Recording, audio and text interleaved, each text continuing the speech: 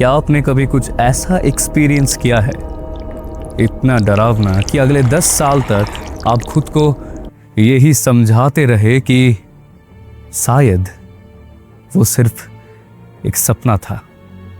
Welcome back to the channel. आज हम चलेंगे नैनीताल की उन ठंडी, सुनसान और घुमावदार सड़कों पर, जहां टूरिस्ट कैमरा और क्राउडेड कैफेज के पीछे छुपा है एक ऐसा राज जिसके बारे में लोकल्स आज भी धीरे आवाज में बात करते हैं। ये कहानी है एक आदमी की जिसने अपनी फैमिली के साथ एक perfect looking isolated college rent किया था, एक ड्रीम स्टे। लेकिन उस कॉटेज के पीछे था एक पुराना ब्रिटिश ग्रेवयार्ड। अजीब पावर कट्स होते थे और लिफ्ट के अंधेरे में उनका इंतजार कर रही थी कोई चीज। वो उस रात जिंदा बच गया, पर 10 साल बाद उसने अपनी जिंदगी की सबसे बड़ी गलती की। वो वापस चला गया।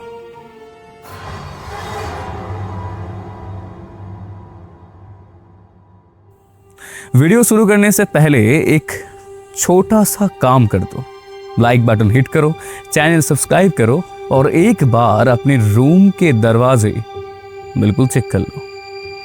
और हाँ, लाइट्स डिम कर लो, हेडफोन्स लगा लो और उस ठंड को अंदर आने दो। यह है नैनीताल, एक डरावना सपना।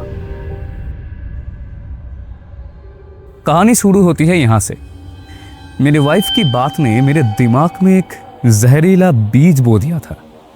सालों तक लॉफ्ट में हिलती हुई उन 2 परछाइयों के इमेज मेरे सपनों में आता रहा। उस कॉटेज का सच जानने का जो ऑब्सेशन मेरे अंदर बैठ गया था, वो बढ़ता ही गया। मैंने खुद से प्रॉमिस किया था कि फैमिली को कभी वापस नहीं ले जाऊंगा, लेकिन एक लूप होल रह ही गया था।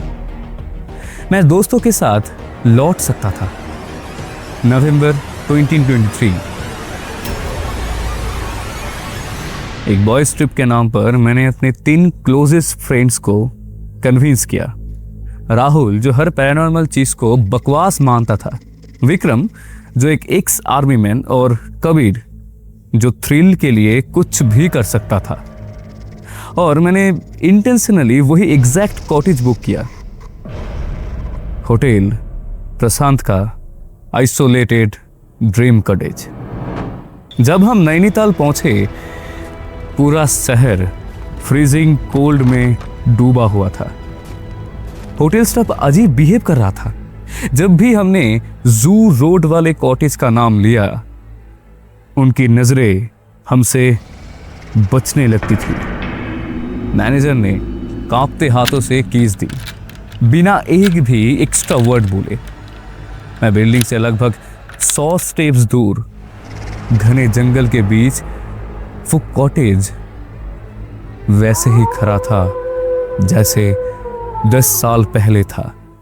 ब्यूटीफुल, मल्टी विंडोज और कंप्लीटली आइसोलेटेड। हमने लगेज अनपैक किया, ड्रिंक्स निकाली और मैंने फाइनली उन्हें पूरी स्टोरी बताई। ब्रिटिश ग्रेवयार्ड, नमक वाली मिट्टी और साढ़े 11 PM का वो ब्लैकआउट।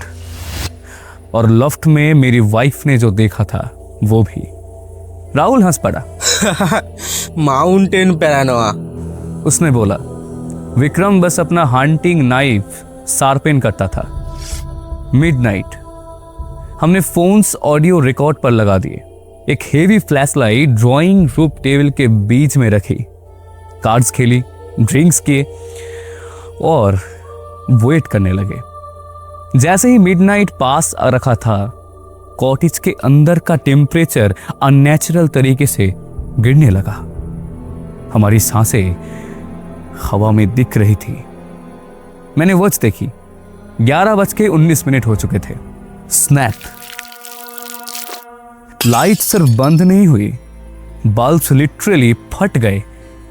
कांच के टुकड़े हवा में बिखर गए और हम डूब गए एक घने और सफोकेटिंग डार्कनेस में। टेबल पर रखी हेवी फ्लैशलाइट डेड थी, लेकिन बाहर मेन होटल बिल्डिंग पूरी रोशनी में चमक रही थी, एग्जैक्टली जैसे 10 साल पहले।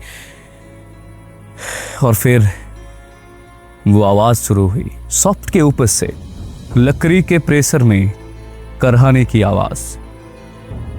क्रिक, सूस, क्रिक, ऐसे। Rocking chairs. कबीर धीरे से बोला, भाई ये हवा है क्या? उसके बोलते ही एक हॉरिबल बदबू स्टेयरकेस से नीचे उतरने लगी।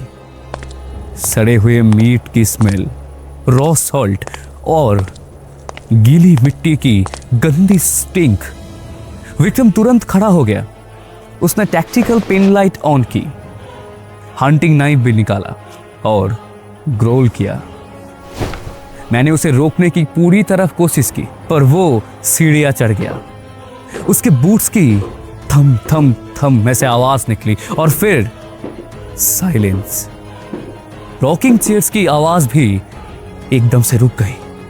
विक्रम, मैंने धीरे से पुकारा। ऊपर से उसकी आवाज आई, who the hell are you? Drop, और उसी सेकेंड एक गंदी वेट टीयरिंग साउंड। उसके बाद एक अनह्यूमन स्क्रीम, ऐसी स्क्रीम जैसे कोई खून से भरे गले से चिल्लाने की कोशिश कर रहे हो। थट, सीलिंग हमारे ऊपर हिल गई। फियर को इग्नोर करके मैं और राहुल सीढ़ियां की तरफ भागे। मैंने फोन के फ्लैशलाइट को ऑन किया, बीम लॉफ्ट के अंधेरे को बात कर आगे बढ़ी। और हम जब आए, रॉकिंग चेयर्स वायलेंटली हिल रही थी। खाली, लेकिन फ्लोर खाली नहीं था। विक्रम जमीन पर पड़ा था, वायलेंट कन्वल्सन्स में। उसका गला ऑलमोस्ट फटा हुआ था, स्किन लटक रही थी और डार्क ब्लड वुडन फ्लोर पर स्प्रेड हो रहा था। फिश ब्लड की कॉपर स्मेल रूटिंग अर्थ की बदबू के साथ मिक्स हो रही थी।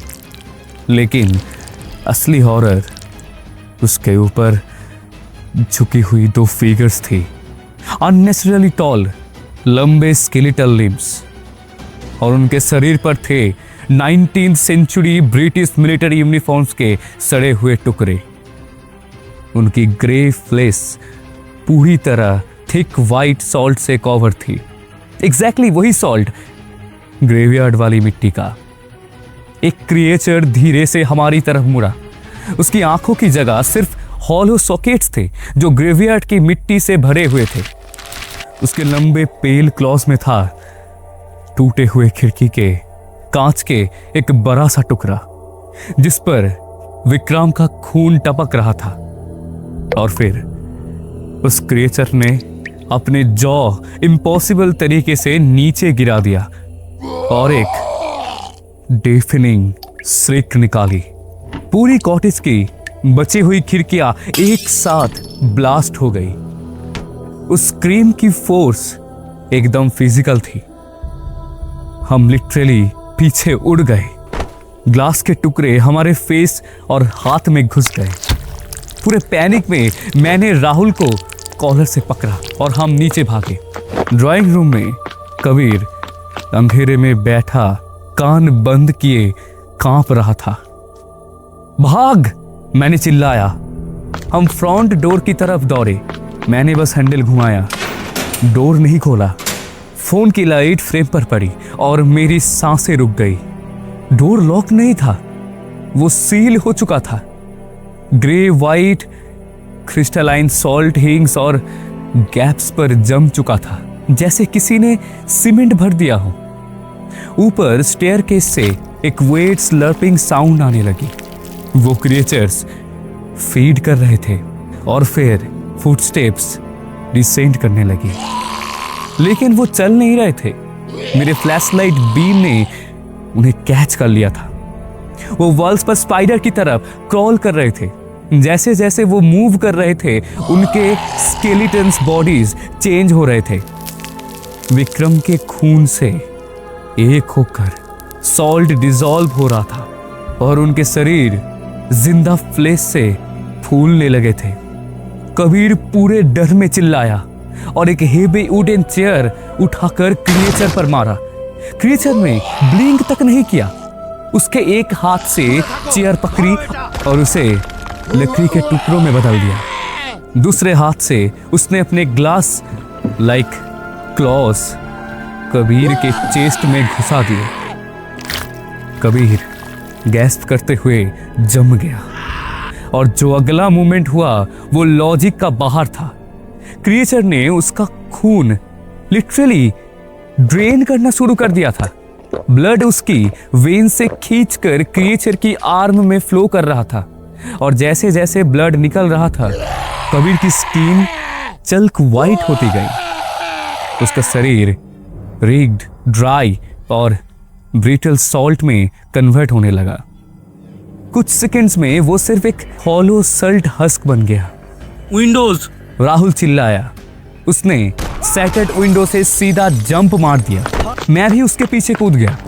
हम फ्रीजिंग ग्राउंड पर गिरे, ब्लीडिंग बैडली, और होटल बिल्डिंग की लाइट्स की तरफ भागने लगे। 100 स्टेप्स माइल्स जैसे लग रहे थे। विंड के साथ वही स्मेल आ रही थी, रोटिंग मीट, वेट अर्थ और सॉल्ट की। हम ओनर के हाउस तक पहुंचे। मैंने हेवी डोर पर जोर जोर से नॉक किया। हेल्प अस प्लीज, हमें मदद कीजिए। डोर इंस्टेंटली खुल गया। ओनर वूल रोप में खड़ा था, हाथ में केरोसिन लंटन लेके। और सबसे टेरिफाइंग बात क्या थी पता है? वो बिल्कुल सरप्राइज नहीं लग रहे थे। उसने हमारे ब्लीडिंग आउंट्स देखे और कामली बोला, मॉन्स्टर्स। उनकी आवाज बिल्कुल इमोशनलेस थी। No sir, just hungry soil. उन्हें धीरे से पोर्च पर आया। 10 साल पहले आप ब्रिटिश ग्रेवयार्ड गए थे। उसने कहा, आप उस कस्ट सल्ट सॉइल को अपने जूतों के साथ कॉटेज में ले आए थे। वहां के डेड मॉइस्चर और लाइफ के लिए तड़पते रहते हैं। जब उन्होंने आपकी लाइफ की स्मेल की, उन्होंने कॉटेज क्लेम कर लिया। मेरी बॉडी नंब हो गई। पावर कट, डिजर्टेड कॉटेज, सब एक्सक्यूजेस था। तुम्हें पता था? मैंने फटी हुई आवाज में बोला। आपको सब पता था? ओनर की आंखें बिल्कुल खाली थी। हर कुछ सालों में एक सैक्रिफाइस मेरे होटल बिजनेस को सेव रखता है। उन्हें कॉटेज नहीं चाहिए? उन्हें वो इंसान चाहिए था जिसने उन्हें जगाया। उसने हमें पोर्च से धक्का दिया और हेवी आयरन डोर स्लैम करके डेड बोल्ट लगा दिए। हम डार्क में लॉक्ड आउट रह गए। तभी एक वेट हैंड राहुल के शोल्डर पर आई। उसके पास स्क्रीम करने के भी टाइम नहीं था। वो डार्कनेस में वायलेटली खींच लिया गया। जंगल के अंदर से बोन क्रचिंग और टीयरिंग साउंड्स गूंजने लगी। मैं घुटनों के पर गिर गया। Too exhausted, too terrified, too broken. Lantern की लाइट फ्रोजन ग्रास पर पड़ रही थी और ट्री लाइन के अंधेरे से वो दोनों एंटिटीज बाहर आई। अब वो स्केलेटन नहीं थी, फ्रेश ब्लड से ब्लोटेड थी, टॉल और हॉरिफाइंगली ह्यूमन। और जब वो लाइट में आई, मेरा दिल रुक गया। उनकी हॉलो आई सॉकेट्स गायब थे।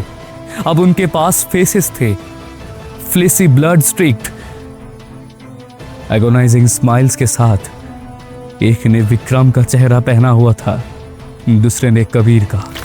वो मेरी तरफ बढ़े। उनकी सॉल्ट क्रस्टेड फिंगर से खून टपक रहा था और फ्रीजिंग नैनीताल विंड में मेरी फाइनल स्क्रीम डूब गई।